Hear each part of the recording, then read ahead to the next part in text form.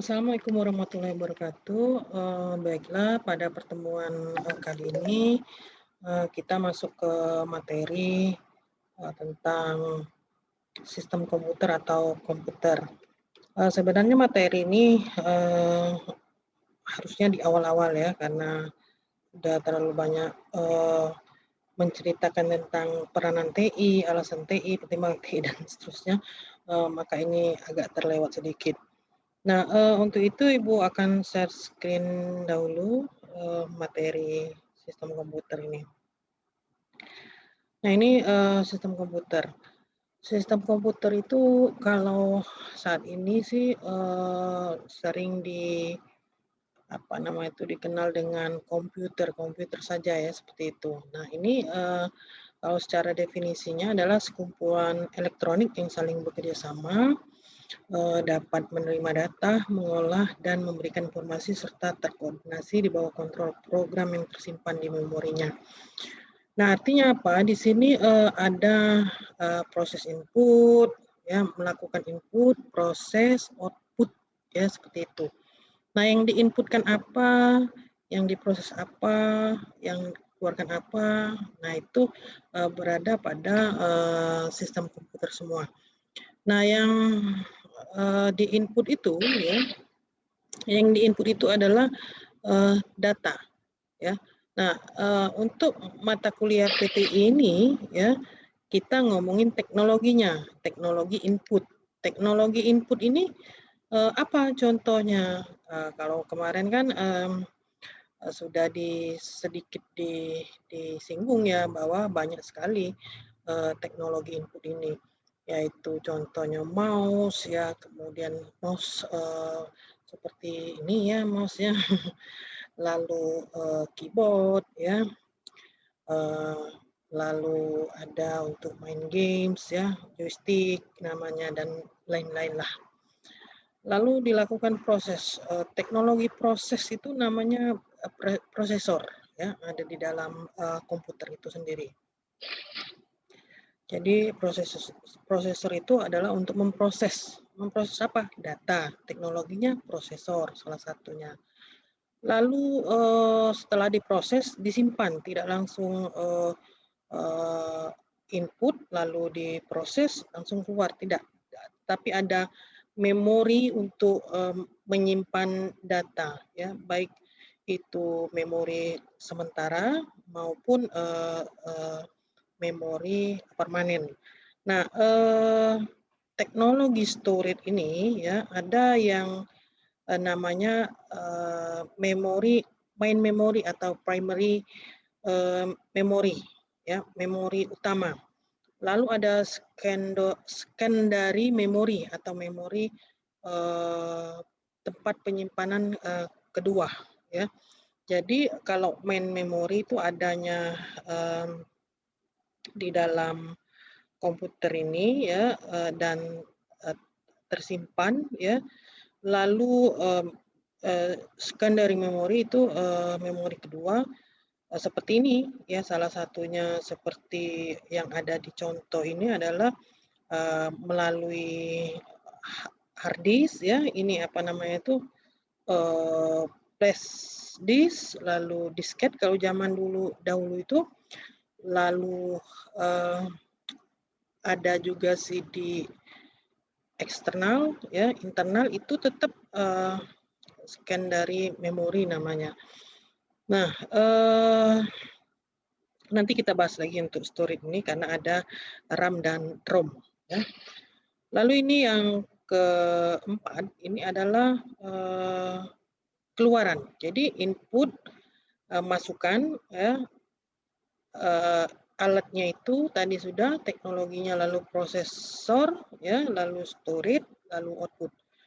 Alat output ini ada yang namanya hasil dari output ini adalah berupa file, lalu ada juga berupa hard copy. Hard copy ini contohnya hasil dari print, soft copy ya file. Nah, untuk contoh teknologinya, contohnya adalah printer, lalu juga ada monitor ya. Tuh. Lalu ada juga peripheral atau pendukungnya, ya seperti itu. Nah, ini adalah gambaran dari latar belakang atau awal dari adanya komputer. Mulai dari alat hitung seperti sempoa, lalu seperti mesin jahit atau mesin songket seperti itu, lalu gambarnya seperti ini, dan seterusnya. Itu terus terang saja Ibu tidak mengalami sampai sepanjang ini ya, artinya Ibu sendiri, generasi Ibu sendiri tidak sampai tidak pernah melihat ini, tapi memang melalui Google, melalui buku, sejarahnya ada. Yang mungkin masih bisa dilihat itu sempoa, ya, nah, seperti itu.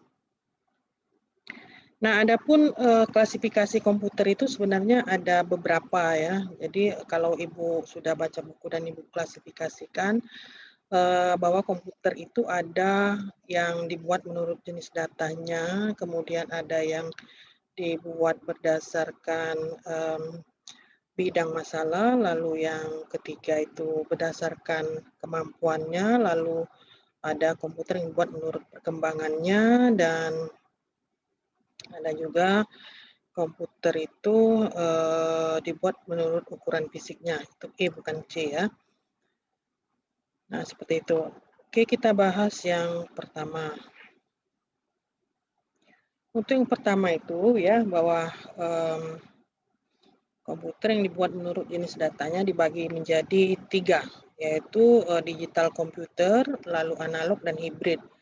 Nah, digital komputer ini yaitu dibuat untuk mengolah data kuantitatif yang berupa angka-angka, huruf, tanda baca, baik yang berdiri sendiri maupun gabungan dari data tersebut. Contoh, kalau digital komputer ini sudah banyak sekali kita temui ya, apa-apa yang sudah digital itu adalah digital komputer. Contohnya tensi digital, itu mungkin yang sering dipakai untuk tensi ya, tensi darah, apakah naik, turun ya. Lalu juga contoh lainnya itu pengukuran suhu. Oke, kemudian untuk yang kedua, analog komputer, yaitu komputer yang dibuat untuk mengolah data kualitatif seperti temperatur, kecepatan suara ya. Contohnya komputer di rumah sakit untuk mengukur suhu, kecepatan, dan lain-lain ya. Kalau di analognya ya seperti ini, kalkulator. Bentuknya masih analog. Contoh lainnya yang analog itu adalah kecepatan dan tekanan seperti ini. Ya, contohnya lagi adalah speedometer seperti itu ya. Yang ketiga adalah hybrid komputer. Hybrid komputer itu adalah jenis komputer yang dibuat untuk mengolah data kuantitatif maupun kualitatif. Jadi gabungan antara kualitatif dan kuantitatif, contohnya PaxMile. PaxMile itu ada yang analognya, angka-angka yang masih ditekan-tekan itu, lalu digital ya untuk tampilan di angka-angka tadi bentuknya digital. Nah, itu bisa dikatakan hibrid komputer ya. Contoh lainnya adalah pada saat kita melakukan pengisian bensin. Pengisian bensin itu ini digitalnya ada tulisan itu ya. Lalu analognya masih melakukan pengisian secara analog ya. Oke. Lalu komputer yang dibuat menurut bidang masalah. Yang pertama itu special purpose computer. Komputer yang dibuat berdasarkan bidang masalah ini contohnya adalah untuk scan kepala ya, punggung, lalu USG itu USG seperti ini sesuai bidang masalahnya. Jadi khusus untuk pengecekan menggunakan komputer. Nah, lalu yang kedua adalah general purpose komputer, yaitu yang dibuat berdasarkan satu masalah tapi untuk seluruh jenis masalah. Contohnya ya komputer, karena komputer ini bisa digunakan banyak sekali ya macam-macamnya untuk mengolah data, untuk menginput data, untuk menyimpan data, untuk apalagi banyak sekali. Lalu klasifikasi komputer yang dibuat menurut kemampuannya. Yang pertama itu small scale komputer, lalu medium, dan yang terakhir adalah large. Dan Ibu yakin ini sudah jauh sekali perkembangannya, bukan lagi 128 kilobyte dan ke atas ya, artinya ini sudah sangat jauh bahwa komputer dengan kemampuan large ini tidak lagi 128 kilobyte ya. Lalu komputer yang dibuat menurut perkembangannya yaitu generasi pertama, kedua, ketiga, dan next generation. Nah, untuk generasi pertama itu masih dalam bentuk tabung vakum ya. Nah, ini agak panjang sekali ya. Jadi contoh ininya, mereknya ada yang ENIAC tadi ya, EDVAC dan seterusnya. Mungkin juga Ibu tidak akan menanyakan hal inilah untuk mid ataupun semesteran ya, karena ini juga terus terang Ibu belum pernah lihat secara langsung ya, karena memang generasinya sudah jauh ya. Tapi mungkin informasi seperti ini yang kita perlu tahu, bahwa beratnya 30 ton, volumenya 15 kaki ya, dan seterusnya. Jadi vakum tube atau menggunakan tabung hampa ini tadi Mark, ENIAC, EDVAC ya, tahun-tahunnya mungkin perlu untuk sebagai informasi saja. Nah, ini contoh-contoh gambaran komputer masa itu ya, generasi awal. Dan yaitu kita hanya bisa melihat ini sebagai sejarah dan masih ada di Google ya. Lalu generasi kedua bentuknya transistor menggantikan tabung vakum yang lebih kecil dan seterusnya tadi ya. Nih, boleh dibaca lah. Generasi next generation itu ya yang sekarang ini, komputer itu semakin kecil ya, peruntukannya semakin banyak ya, bahkan sekarang sudah ada yang portable semakin kecil, lalu kecepatan dan spek yang lain-lainnya itu semakin baik ya. Lalu ada evolusi mikroprosesor ya, Intel itu zaman Ibu masih pakai Intelnya Pentium 1, Pentium 2, 3, 4. Oh, ini sudah lama sekali kalau ini ya. Nah, tugasnya ya, salah satu tugas kalian adalah coba kalian cari ya pada mikroprosesor Intel ini yang terakhir saat ini adalah Intel atau prosesornya apa, seperti itu. Lalu buat sesuai baris-baris ini ya, pasti dapat. Nah, keempat generasi tersebut berbeda dalam hal kecepatan, memori, aplikasi, dan program ya. Lalu yang E, ini yang E bukan yang C ya, komputer yang dibuat menurut ukuran fisik. Yang pertama mini komputer, ukuran fisik komputer kecil, mainframe, ukuran fisiknya besar, micro, dan superkomputer. Nah, kita lihat di sini bahwa jenis klasifikasi komputer mainframe ini biasanya digunakan untuk pengolahan data yang besar. Contohnya bank, asuransi, Pertamina, Telkom, Pusri. Ya. Sebagai host dari jaringan yang besar, teknologi awalnya server untuk mainframe ini. Nah, ciri utama yang membedakan pengertian antara mini komputer dengan mainframe adalah mainframe memiliki prosesor lebih dari satu. Ya, dengan demikian dari segi kecepatan ya pasti proses mainframe lebih cepat jika dibanding dengan mini komputer. Lalu mini komputer kinerja hampir sama dengan mainframe, ukuran dan teknologi yang berbeda. Digunakan di bank dan perusahaan mempunyai banyak komputer, misalnya IBM, ya. Kemudian komputer mini mempunyai kemampuan berapa kali lebih besar jika dibanding PC. Hal ini disebabkan karena mikroprosesor yang digunakan untuk memproses data memang mempunyai kemampuan jauh lebih unggul dibandingkan dengan mikroprosesor yang digunakan pada PC. Ukuran PC-nya dapat sebesar almari kecil. Lalu jenis komputer yang superkomputer adalah komputer mainframe yang kecepatannya digandakan. Wah, ini jauh lebih besar lagi. Superkomputer ini berarti 2-3 kali dari mainframe tadi. Mainframe tadi sudah besar, cukup besar, namun superkomputer lebih besar lagi. Menambahkan ratusan ribuan prosesor. Waduh, bayangkan satu prosesor saja ya sudah lumayan, apalagi banyak. Dipasang paralel pada jaringan komputer. Nah, ini biasanya dilakukan pada kegiatan militer, spy. Spy itu apa itu? Mata-mata. Riset untuk penelitian dan film animasi. Wah, keren.